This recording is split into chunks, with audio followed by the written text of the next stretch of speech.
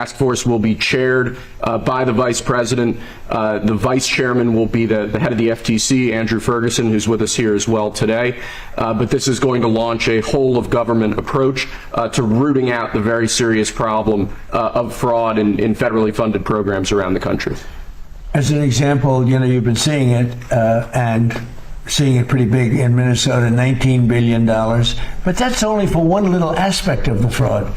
It's $19 billion, and California, as they say, is 10 times worse, and other states are 10. And this is not a Republican-Democrat thing. This is wherever it's taking place. It seems that it's usually in blue states. If it's in a red state, we're going there too. But it seems that it's heavily, heavily, heavily Democrat. And what they've done is so sad. When you look at the Minnesota scam, a lot of it has to do with Somalia. Nobody's calling out anybody, but a lot of it has to do, but it's Somalia and plenty of others. And I believe the governor is complicit. I believe Ilhan Omar is complicit. I believe that your attorney general is complicit, and if they are, you're going to hopefully find out about it, and you're going to have to do what you have to do. If we found half of the fraud that's taking place in this country, and I think you have a chance of doing that, we would have much more than a balanced budget. That's the kind of numbers you're talking about. The theft is incredible. And I think JD will make, and Andrew will make a charge later on that local states should handle nursing homes and all of these things, that the federal government shouldn't be involved in. It's too big. The federal government should handle military and a couple of other things. But when it comes to nursing homes, you saw where a young gentleman was going around and knocking on doors, and none of the nursing homes existed, none of the nurseries existed. The money that's being paid out, and the federal government pays for it. When you see all these people coming in illegally into our country, many criminals, many drug dealers, murderers, 11,888 murders, and you look at California, and more come in, and yet they never had money, and yet they pay them. You know why they pay them? Because the federal government is charged with paying. We're not paying them anymore, and I said that. So these two really smart guys are going to be, hopefully it's going to be JD's. This will not be like a Kamala, where she was put in charge of the border and she never went there, JD, right? You promise? I promise, sir. Remember, Kamala was put in charge. She was the border czar. She never went to the border. She never called any of the great border patrol. The border patrol testified. We never spoke to her in 4 years. And that was a disaster, but this is different. This is a different group of people. I think maybe before JD, I'll ask Stephen Miller to say a few words too, please. Thank you, Mr. President.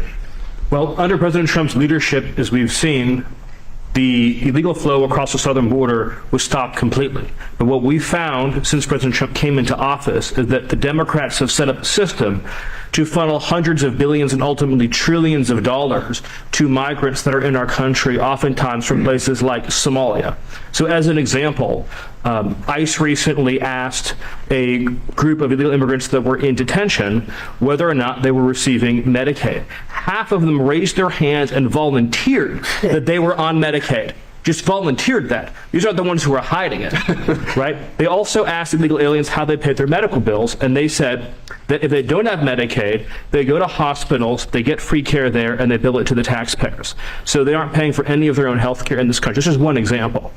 And we've seen this over and over and over again. So under President Trump's leadership, and then of course with JD and the head of the FTC, Andrew Ferguson, we're going to see the first ever effort in American history to reclaim the ultimately trillions of dollars that were stolen from taxpayers. I believe, and I know President Trump believes, that when this theft is exposed, we will see that if all of it were stopped, it would be enough to balance the budget. The extraction of wealth from American taxpayers to people who don't belong here is the primary cause of the national debt, and this is the first ever effort to shut that down. Thank you, Mr. President. First ever. And everyone knows they've been cheating for years. It's the first ever. And it's got to be stopped. I mean, it's got to be stopped. Think of it, Somalia is a third world, maybe a fourth world nation. One of the worst, one of the most dangerous. They don't have anything. They don't have councils. They don't have government. They don't have police. They shoot each other all over the place. They come here and they steal $19 billion. It's crazy. And Ilhan Omar, I hope this is part of it, but she married her brother, supposedly. I mean, there's a lot of documentation. That means she's here illegally and she's a congresswoman. And I hope you're going to be looking at that, or somebody is, all right? Because she's one of the ringleaders here. She's bad news, really bad news. She's so bad for our country. Anyway, JD, please say a few words. Yes, sir. Well, thank you, Mr. President. This is a very important whole of government approach to tackle the fraud problem. And let me just tell one story. One of the things that even before this executive order was signed that we were able to stop under the president's leadership is we saw evidence that in Minneapolis, there were Somalis, primarily illegal immigrants, who were defrauding a Medicaid program that was meant to go to autistic children. So they were taking children who were supposed to get benefits, and they were claiming that their kids were actually autistic even though they weren't. And what did this mean? This meant two things. Number one, you had a lot of people getting rich off of the fraud while American citizens got poor. And the second thing that it meant is that you had autistic kids in Minneapolis, in suburban Minneapolis, who weren't getting benefits they needed because Somali fraudsters were literally stealing out of their pocket. It's got to stop. And unfortunately, that kind of fraud is one example of probably hundreds just within the state of Minneapolis, and then it's repeated and replayed all over the United States of America. When we first started talking about this problem, the president made it very clear he wanted us to take the fraud problem seriously because nobody had until he was president. We started to figure out one big hole that existed is that the agencies of the government weren't actually talking to each other. So Treasury would have evidence of financial fraud, but wasn't talking to the Department of Justice about it. Health and Human Services had evidence of Medicaid fraud, but wasn't talking to the Department of Treasury about it. So what this executive order does is force the entire apparatus of the federal government to do two things: stop the fraud in the American taxpayer and make sure that the benefits that ought by right go to American citizens and not to fraudsters. Andrew Ferguson will be the vice chair and is going to do a great job. If you're curious what's the difference between the vice chair and the vice chair is going to do all the work and I'm going to take all the credit. Andrew. Yeah, look, I mean, millions and millions of Americans pay into these programs every day, and they expect to get something out of it. And this fraud is just siphoning money that millions of Americans pay to fund their hospitals, to fund their daycare centers, into completely fake businesses. It isn't just unfair to all of us as taxpayers who pay for all this. It's particularly unfair to the Americans who need this the most and watch this money leave their hospital, leave their school system, and go out to fraud. And that is why this effort is so important. And I think we've just begun really looking at this, but I think that one of the things we're going to find is that in a lot of these agencies, the previous administration was pretty lax about existing anti-fraud controls, and we're going to expose that too. I would take the word pretty out. I would change it with unbelievably lax. They weren't, it's not even lax. Lax isn't a good enough word. The previous administration was fraudulent. Okay, and I think that's what you're going to find also. And, you know, we worked so hard, like most favored nations drug prices. For years, people have wanted. We paid the highest drug prices anywhere in the world by far, by 5 times, 6 times, 10 times, more than London would be paying in New York, more than any city in Europe was paying than our cities. We would have a pill that would sell for $10 in Munich. In Germany, would sell for $10, and in New York it would be $130 or whatever. And we worked so hard, and we pulled it off. It's called Most Favored Nations. So now we went from by far the most expensive drugs anywhere in the world, prescription drugs, to the least expensive. And I had to get all the nations to agree, and I don't want to bore you with how I did it, but I did it. Everyone said it was impossible to do, including the drug companies. And we did it, and we worked so hard on it, and we're going to save so much money for the people. And your drug prices are going to be dropping at levels never even, by 50, 60, 70, 80% in some cases. But you work so hard, and then you see them stealing $19 billion. It's like in one pocket, out the other.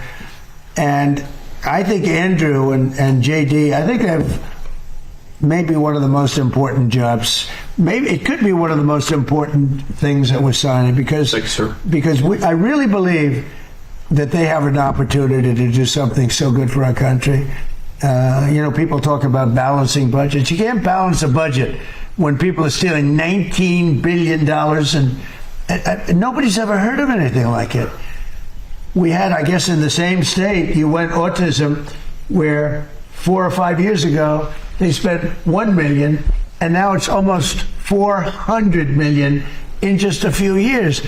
Well, autism didn't go up like that. And even the 1 million was probably a fraud, but it went from 1 million to almost 400 million in just a few years. These are crooked people. They basically said everybody in the state had autism. These are crooked, horrible people. And, you know, I was elected on with JD, Make America Great Again. That was and we can't have this stuff happening. Right. We have to be respected. And they left. So I'm going to sign this. We'll take some questions, but let me sign this first before I don't forget. Let's see. Before I decide not to, okay? Yes, sir. I don't forget not to, but maybe I'll decide not to. I would decide not to. If I didn't think they could do the job, I would decide not to. But that'll be a terrible thing. I think they're going to find numbers. Andrew, I think you're going to find numbers that are far higher than you even think. And you know, Andrew came to us. He said, sir, he's read the stories about Minnesota. We know California is many times worse, but Minnesota is terrible. They're all terrible. Those cities are terrible. New York is terrible.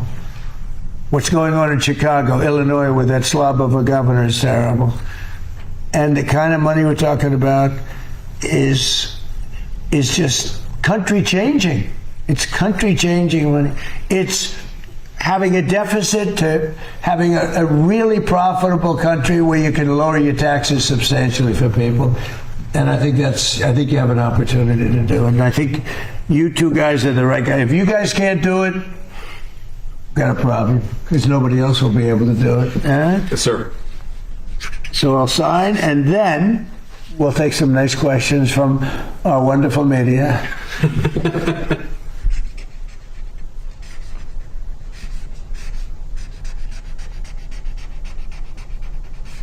Okay. Go on.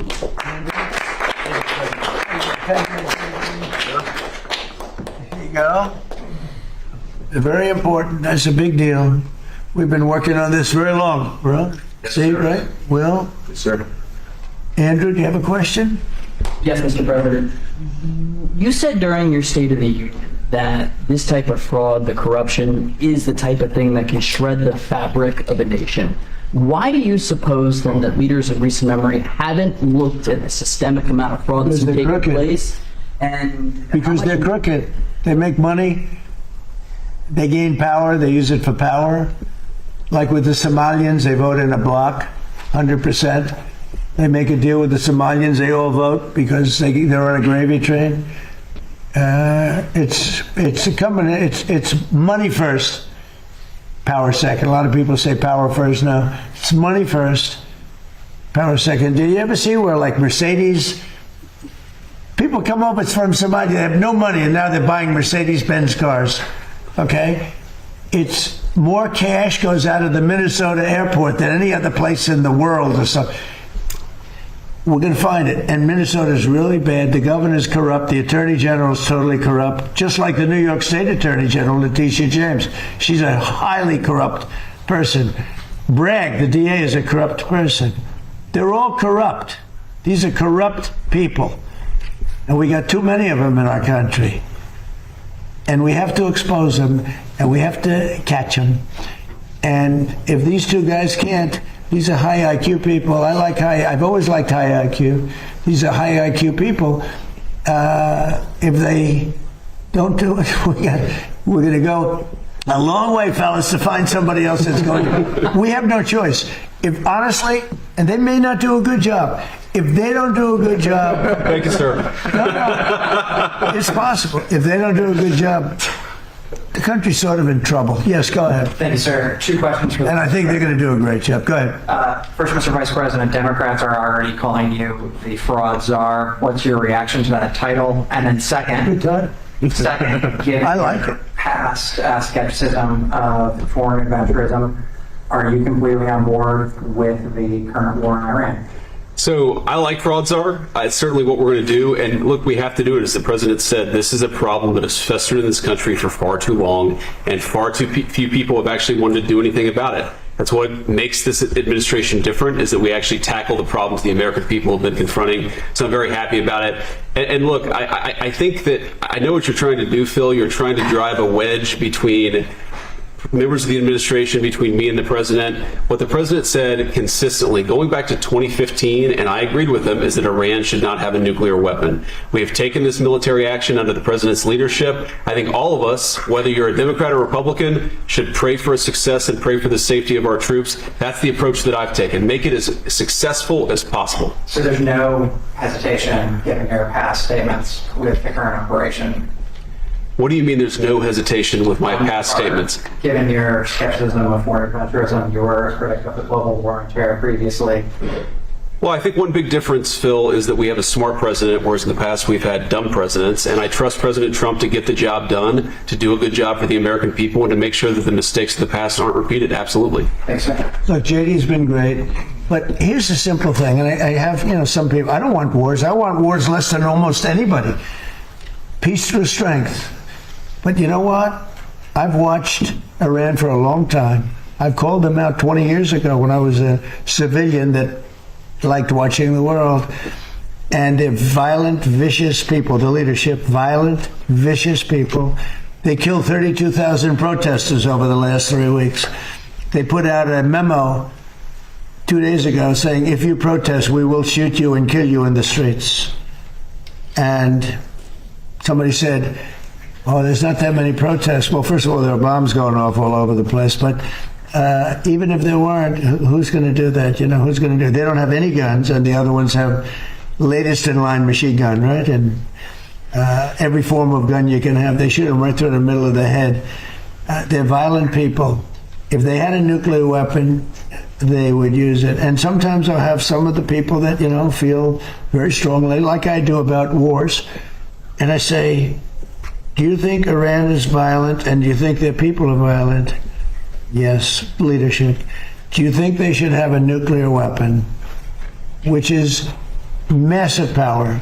I don't even want to discuss how powerful, because it's depressing. And they said, no, they shouldn't have. Definitely they shouldn't have. I said, and you don't want to fight war? No, we don't want to fight war. So these are naive people that frankly are stupid. If you believe that Iran should have a nuclear weapon, there's something wrong with you, because they would use it the only question is within 1 hour if they get it, or 1 day. They will use it, and they will blow up the entire Middle East, not just Israel. They'll start with Israel, but they will blow up. And you got to see that when they unexpectedly started sending missiles to every country within 1,000 miles of them. I mean, they're blowing up countries that were neighbors, not necessarily some friends. They actually were blowing up some friends. They were blowing up the people that handle their accounts. They're sending thousands of missiles into countries that didn't expect to be in the war, because they wanted to take over the Middle East. And if I didn't terminate Barack Hussein Obama's horrible Iran nuclear deal, which I did in my first term, one of the dumbest deals, perhaps the dumbest deal because of the danger involved, you would have had them have a nuclear weapon 3 years ago, maybe 4 years ago. They would have used it, blown up the Middle East, and they would have then come after us. And if these gorgeous B-2 bombers, give me that bomber, Andrews. Let me just hug that little sucker. Give me that bomber over there. Thank you. You knew immediately which one. This looks small, but in person it's very big. Because it's the only plane capable of carrying a 200,000-pound bomb. So I don't know how they do it, because it's very sleek and nice, but it carries a lot of weapons and there's a lot of bombs. But had I not sent this incredible machine times numerous others to hit Iran at midnight with no moon, dead dark, every single bomb was dropped right down the chute that it was supposed to hit. How they do it, who knows? Nobody else can figure. No other country can do it. No other country has our military or even close. And I think we've probably proven that with Venezuela and now with because we have done a number on Iran. But if I didn't do that, if I didn't decimate, I call it their nuclear dust, they would have had a nuclear weapon within 1 month after that bombing took place. And they would have used it on first Israel and then the Middle East. And you know that because all of those missiles that were launched against their neighbors were set long ago, long before they knew they would be using them this quickly. Had we not done this, you would have had a nuclear war that would have evolved into World War III. And more important, this is a war that there would have been nothing left. So we've done a great thing. The people that say it's okay for a very sick ideology, a very sick country in terms of its leadership, very good people, great people. But the people that say that, I think they're actually, they're either evil or they're stupid. So if you believe that Iran should not have a nuclear weapon, they should not have it, then you have to absolutely love what I've done, because in 2 weeks we have decimated them. They have no Navy, they have no Air Force, they have no anti-aircraft weapons, they have no leadership. The leadership is gone. But then they set up a new leadership to go and name a new leader, and that leadership is gone. And now they think maybe the sun is gone.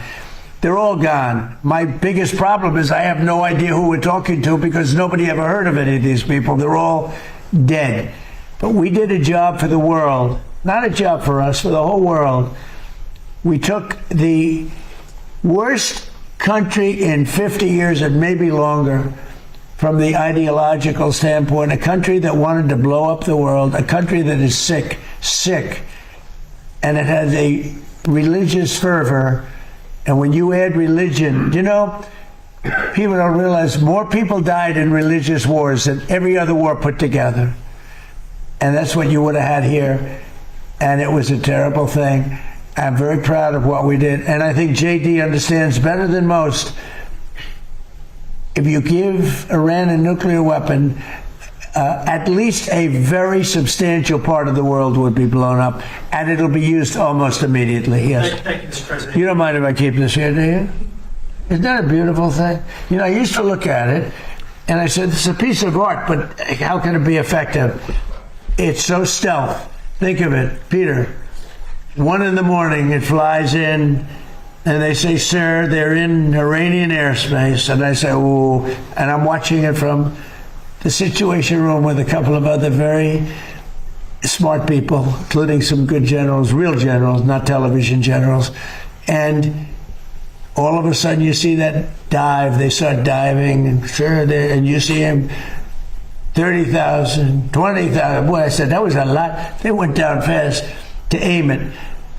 And they know they're coming, and they're smart, and they never saw them. And they're firing a little bit, but they don't know what they're firing at because they can't see a thing. And then you hear the biggest explosions that anybody's ever heard. Those are the biggest bombs. Outside of nuclear, those are the biggest bombs. And you say, what technology we have. What a great country. I built it, largely I built it during my first term. I built it. I didn't know I'd have to use it this much in my second term.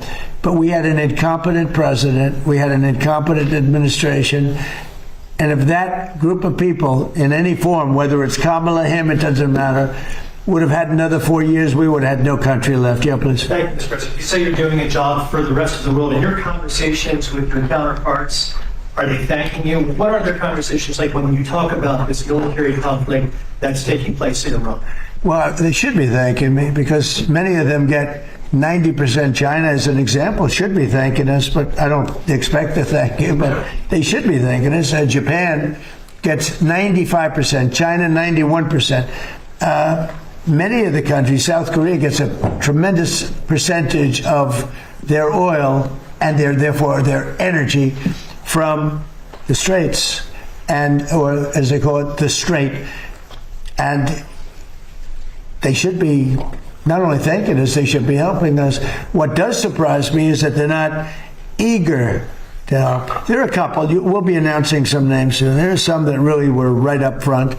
I would announce the name now, other than maybe they'd prefer it not being announced for whatever reason.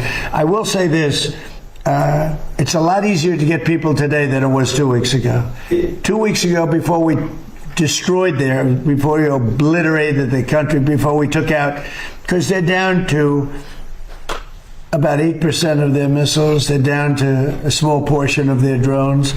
And we've demolished many of their factories where they make the missiles and the drones, and the rest are all following. Our military has been amazing. We hit Cork Island, took out every single thing in Cork Island except one thing. We left the pipes, because if we take out the pipes, it takes a long time to build them. And at some point, something is going to happen that's positive with respect to those pipes. But there are some countries that greatly disappointed me. And I'm the one that got them to pay from 2% to 5% of GDP, NATO. And I get along great with those countries in NATO, but I always said, the problem with NATO is we'll always be there for them, but they'll never be there for us. And when I hear the UK, which was sort of considered the Rolls-Royce of allies, right? When you say they were the oldest and they were going to be there. And I say it would be really helpful if you'd send over a couple of ships, and if you have some minesweepers, which they do, be very helpful. And the Prime Minister is a nice man. I think he's a very nice guy. He says, well, I'd like to ask my team. I said, you don't have to worry about a team. You don't have a team. You're the Prime Minister. You can make a decision. Well, I have to speak to my people. I said, you don't have to speak to anybody.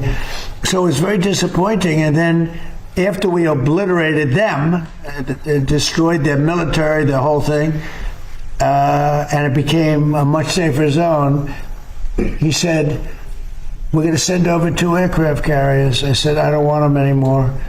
I don't want them after we win. I want them before we start. I don't need your aircraft carriers after we've already won. So, those things are very disappointing. And you have to remember, we have 45,000 troops in Japan. We have 45,000 troops in South Korea. We have 50,000 troops in Germany. We defend all these countries. And then, do you have any minesweepers? And they say, well, would it be possible for us not to get involved? I've been saying it for a long time. This is the greatest thing to come out of this. We spend trillions and trillions of dollars on NATO to defend other countries. And I always said, but if it ever comes time to defend us, they're not going to be there. Many of them would not be there. And we're going to have to start thinking more wisely in this country. Some have been very good. 1 or 2 have been great. I'll tell you who the great ones are at the right time. But there have been some that were right up there, Peter. They were right up there. They wanted to do it so much. Go ahead, Peter. Thank you. You were talking about Iran a couple times today and what they did after Epic Fury began. You said they hit Qatar, Saudi Arabia, UAE, Bahrain, Kuwait. Nobody expected that. We were shocked.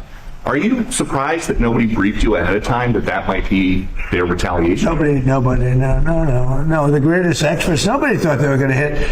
They were, I wouldn't say friendly countries. They were like neutral. They lived with them for years. Peter, they were going to take over the Middle East. They were going to knock out Israel with their nuclear weapon. But after we knocked out their nuclear potential weapon, they started building missiles, thousands and thousands of missiles. And they were going to do it with missiles while they developed. These are sick people. While they developed nuclear, somehow they were going to start at a different site, because that site was, you saw the site, the mountain. They were going to go into a certain area, which we know exactly where it is, and they were going to do that. And it's incredible what we've done. I tell you, the job we've done. Do you know, if I didn't terminate Barack Hussein Obama's Iran nuclear deal, you would right now, well, Israel would be gone, it would be incinerated, and probably the Middle East likewise.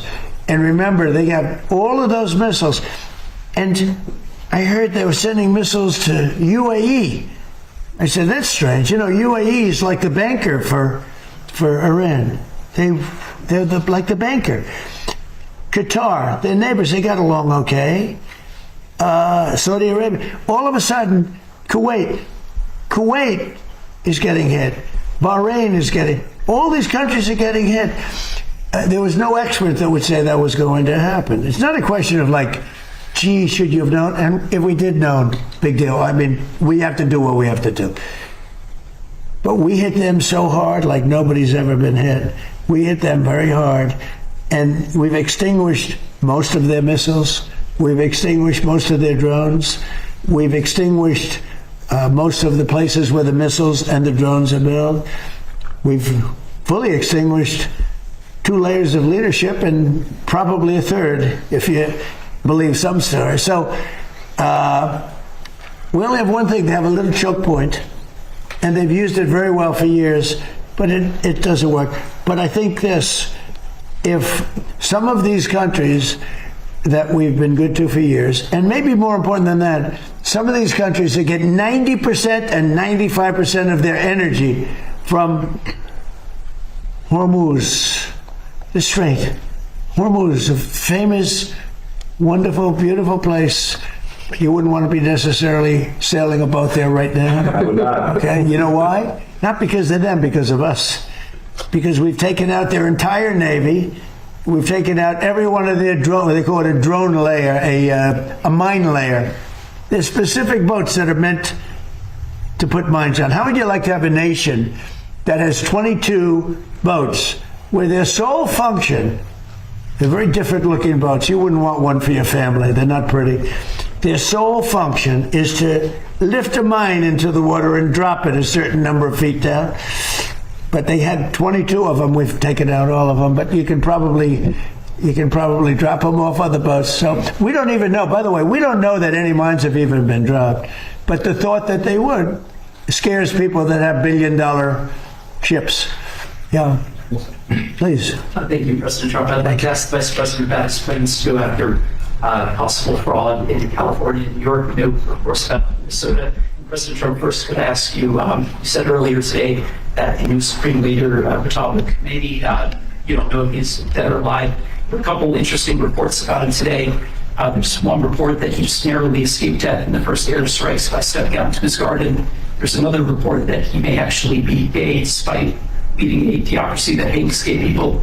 How do you determine what's true, and do you have an assessment of this? Well, so far nobody knows. If you look at his father, he used to give talks a lot, talking about death to America. He'd say death to America all the time. When they say death to America, you should believe them, because that's what they would have. If they had a nuclear weapon, they would have used it. But they never had the chance. I never gave them the chance to use it. And other presidents should have done. I spoke to one of the former presidents who I actually like. I actually speak to some. I do like some people. It'd be shocking. And he said, I wish I did what you did. Could have done it. Other presidents, somebody should have done it. 47 years this went on. They call Iran the bully of the Middle East. And you could have never had the Abraham Accords. You could never have had peace in the Middle East. Now you're going to have peace. You could never do it with the dark cloud of a nuclear Iran. But Iran is a shell of itself. It's no longer a bully. It's the one that gets bullied. It's a bully that got beat up. We beat the crap out of them. And they deserve that.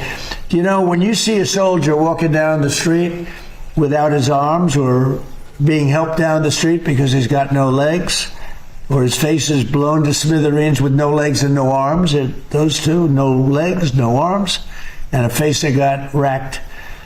That was done by roadside bombs. That's the favorite weapon of Soleimani, who I killed in my first administration.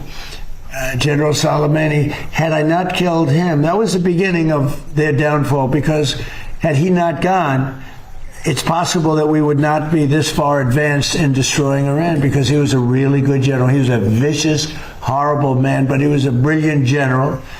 And he was looking to knock out 5 of our military bases at one time. And the man that died with him was his counterpart in Iraq. And they were working together. And they got hit real hard.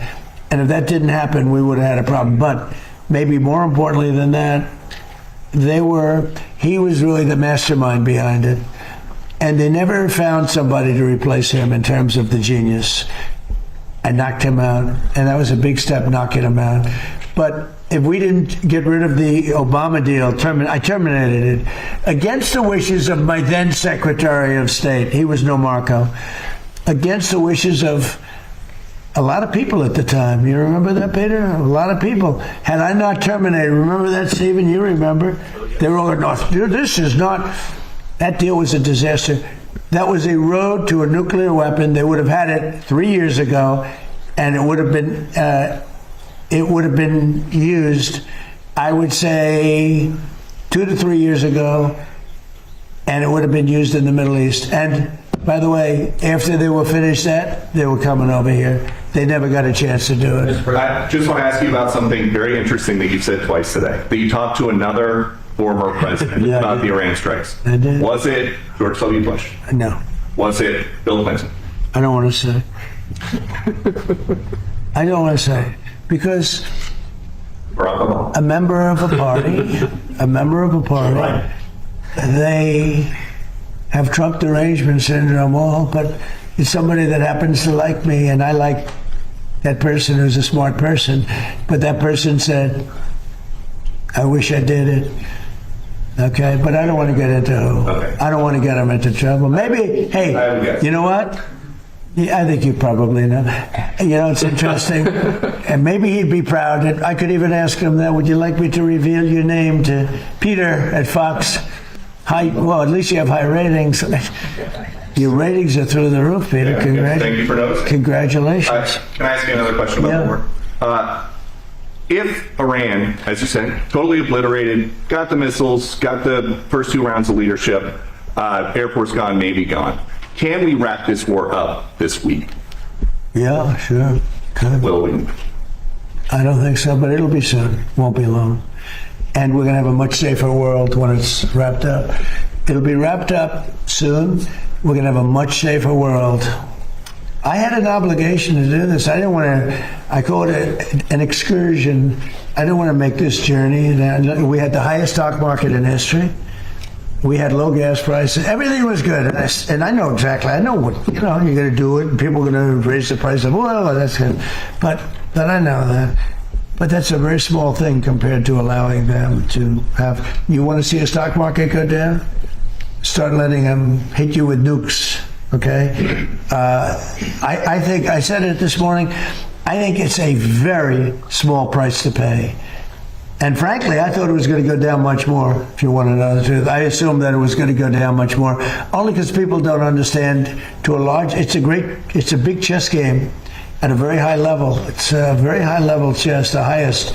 And I'm dealing with very smart players. These are smart people. They don't get there.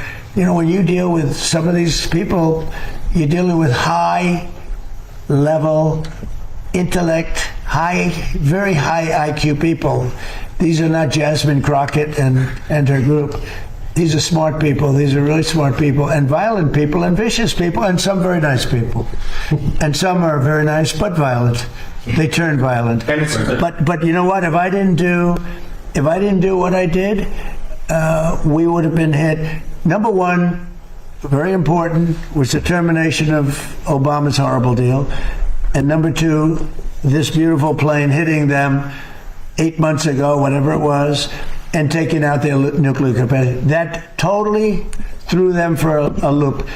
If they had that bomb at either time, 5 years ago or 7 months ago, if they had that bomb would have been used almost immediately. Mr. President, 2 questions on domestic policy, bringing it close to home. First of all, the Save America Act, what are you expecting this week when this vote takes place in the U.S. Senate? Will the Vice President's vote be I think it's imperative that it gets done. I'm not sure it is, you know. The Democrats have horrible policy. It's just incredible. But they stick together. It's the one thing they do. Their Supreme Court members stick together. Those appointed by a Democrat stick together. If Barack Hussein Obama appoints a member of the Supreme Court, that member never goes against him. And they're proud about it. They say, I don't give a damn if it's good or bad. That man appointed me, and I'm never going to let him down. I don't say that's right, wrong. I just say they stick together. Republicans go the opposite way. If Donald Trump appointed me, I'm going to show the world that I can be totally just, and I can be independent of Donald Trump. He's not controlling me. And I don't want to control them. I just want to have smart decisions. They gave us a decision on tariffs the other day that won't change tariffs. I can do it a different way. I always knew I could do it a different way. This was a little quicker, a little easier, a little better. But they gave it a decision that could cost this country $500 billion to pay people back, because now I have to start the tariffs all over again. Very simple. And what happens with the money I've already collected? Why didn't they say, starting from now, go the other way? $500 billion, perhaps. It's so sad. But one thing about the Democrats, they stick together like glue. They impeached me twice for absolutely no reason, unanimously. Fortunately, the Republicans stuck together, and it was something. It was pretty wild. But the Democrats have horrible policy: transgender for everybody, open borders, men playing in women's sports. But the one thing they do have is they stick together, no matter how bad the policy. It's embarrassing to watch them try to defend it. And in a way, I say, as a Republican, I say, thank goodness they have bad policy, because you'd never beat them. We have something in there now, the Save America Act. Voter ID with a picture, right? That's a 99% issue. Even among Democrats, Democrats poll at 89% on that. And then they have proof of citizenship. And then they have no mail-in ballots. No mail-in ballots. We have no mail-in.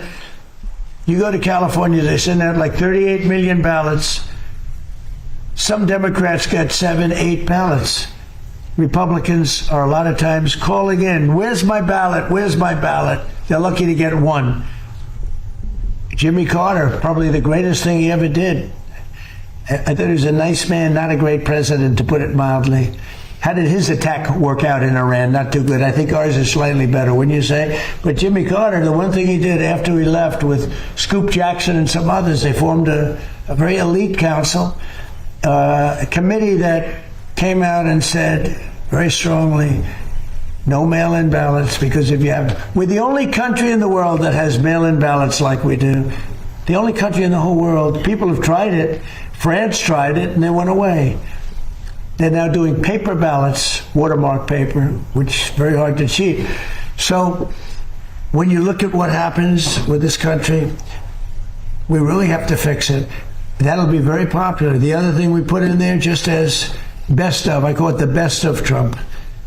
We have the 3 things I just said, right? But then I added on no men playing in women's sports, and I added in no transgender surgery, the mutilation of our children. We have no mutilation of our children, no transgender. I think they say that's an 80% issue. I think they're 99% issues, but whether they're 80% or 99, the problem is we have a couple of Republicans. They shouldn't be allowed. They're horrible people, and they're willing to vote against anything.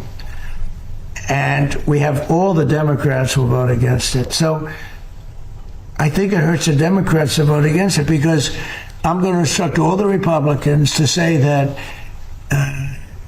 so-and-so that they're running against voted against the saving of our children from transgender mutilation, right? That's pretty unpopular. They want men and women's sports. That's pretty unpopular. They want voter ID, but the Democrats don't. Everybody wants voter ID. Everybody wants proof of citizenship. And most people don't want mail-in voting because they know it's a fraud. Touches too many hands. I mean, the postman gets it, this one gets it, that one. So these are all issues that are in the 90s to 100. I would say some are virtually 100%. And the interesting thing is that way, not only with the Republic, I'm not talking about leadership, I'm talking about they're that way also, most importantly, with the people. The people of our country want voter ID.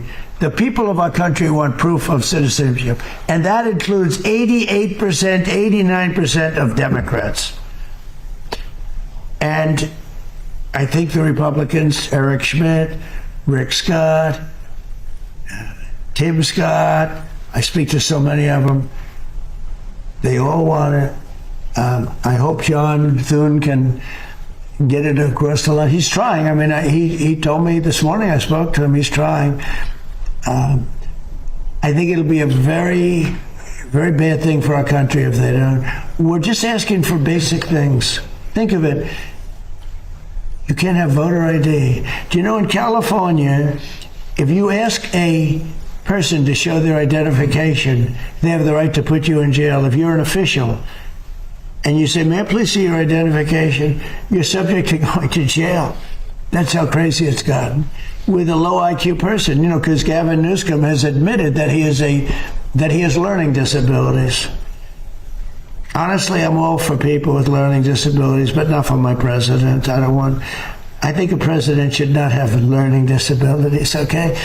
And I know it's highly controversial to say such a horrible thing.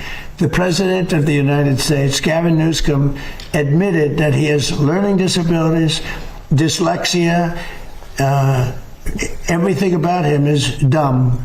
But then he looked at the audience and said, but I'm smarter than you, or something like that. That was pretty stupid. So now on top of everything else, I call him a racist because it happened to be a black audience. I will tell you this. I think it was the worst interview I've ever seen of any human being in my life. Okay. Anybody else have any questions? Will it be necessary to use even a limited ground force to secure whatever nuclear material remains in Iran? It is part of that threat. No. And secondly, have you made a decision? You mean to go in and get it? Yes, sir. Why would I tell you that? And secondly, I can't say to reporters, sir, will you attack Carg Island? Will you occupy Carg? They ask me these questions. And I don't want to be mean, but they're stupid questions. If any president answered those questions, they shouldn't be president. And secondly, sir, do you still plan to travel to Beijing at the end of this? I don't know. We're working on that right now. We're speaking to China. I'd love to, but because of the war, I want to be here. I have to be here, I feel. And so we've requested that we delay it a month or so, and I'm looking forward to being with them. We have a very good relationship, but because of the war, there's no tricks to it either. It's not like, oh, gee, I'm waiting. It's very simple. We got a war going on. I think it's important that I be here. So it could be that we delay it a little bit. Not much, Peter. When you say Cuba is next, Cuba. is Cuba, whatever you do with the military there, seems like something. Will that look more like Iran or Venezuela? Can't tell you that. I can tell you that they're talking to us. It's a failed nation. They have no money, they have no oil, they have no nothing. They have nice land. They have nice landscape, It's a beautiful island. I think they have great people. I know so many people from Cuba that were treated terribly, and they're over here and they became rich. They're very entrepreneurial people, very smart. I know a lot from Florida, especially. There's so many people. A friend of mine started over with nothing. He's now the largest owner of gas stations in the country and stuff. I mean, Cuban. I also know I was just with a fantastic person who's Cuban and made a fortune in sugar. Fanjul family, right? And this family wants to go back to Cuba to visit it. They haven't been back in like 50 years or something. They largely come from Cuba. And we'll see what happens. They were asking me about that. They want to go back. Not only Fanjul, a lot of Cubans have said, oh boy, would they love to go back. I think Cuba, it's in its own way, if tourism and everything else, it's a beautiful island, great weather. They're not in a hurricane zone, which is nice for a change, They won't be asking us for money for hurricanes every week. But I think Cuba's see the end. All my life I've been hearing about the United States and Cuba. When will the United States do it? I do believe I'll be having the honor of taking Cuba. That'd be good. That's a big honor. Taking Cuba. Taking Cuba in some form, yeah. Taking Cuba. I mean, whether I free it, take it, I think I could do anything I want with it. You want to know the truth? They're a very weakened nation. right now. They were for a long time. Very violent leaders. Castro was a very violent leader. His brother's a very violent leader. Extremely violent. That's how they governed. They governed with violence. But a lot of people would like to go back. Okay, one more question. A quick question on fraud for Vice President Vance. Mr. Vice President, you announced a couple of weeks ago in the EOB that the administration will be halting Medicaid payments to Minnesota until the state decided to take pervasive steps to root out fraud. Do you have an update to that specific situation? Do you think that that could be a model moving forward for the task force for states that won't cooperate? So I don't have an update there. Dr. Oz is looking to it, trying to work with the authorities in Minnesota to try to figure that situation out. But yeah, I mean, I think there are two obvious tools that we have to stop the fraud that's happening against the American people. One is that when we see evidence of fraud, we stop the payments. Pretty simple, right? We know that the American people are being defrauded. Let's try to stop the payments and ensure that whoever's making these payments is actually complying with some basic due diligence and making sure the payments are going to the right place. I think the second tool, of course, we have, as the president mentioned, is we have law enforcement options. We know that some of this fraud is just bad. Some of it's criminal. We know that people are intentionally trying to defraud the American people. It's not just in Minnesota, it's all across the country. 99% is criminal. Yes, sir. So this is one of the reasons why DOJ is such an important part of this, is because we have to make sure that where we see criminal conduct, we actually prosecute it. And the president's talked about this a lot in the past. I don't need to repeat it, but it's worth noting that so many times when we find people engaged in really, really bad conduct, you know, the local judge or the local grand jury tries to stop it. One of the cool things about what we're doing is we're trying to take some innovative steps to ensure that when we find criminal fraud, we can actually prosecute it all the way to the end. Mr. President, She wanted one question. She's over here, and you guys are over there. Where's your main camera? Is it this one? Which one is the main camera?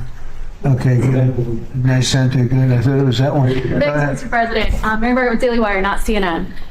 We just wanted to ask about DHS, still not funded, but we reported earlier today that 80% of the primary task force that focuses on investigating terrorism is working without pay. So should that impact Democrats' decision? The Democrats aren't paying. The Democrats, we have a deal. They just said, we're not going to pay. We're not going to do anything, and it's terrible. The Democrats are terrible. You know, it'd be nice to get along, but for years this has been going on, not just with me. For years it's been going on. Different ideology, but also different tactics. Here we are, we're fighting big battles with a very tough enemy and winning nicely. And we're not allowed to have security in our country. It's crazy. The Democrats don't want to pay. These are bad people. These are not people that love our country, I can tell you that. They're very sick people. Thank you very much, everybody. Thank you. Thanks, sir. Thank you, guys. Thank you. Good job, Thank you, Fred. Thank you.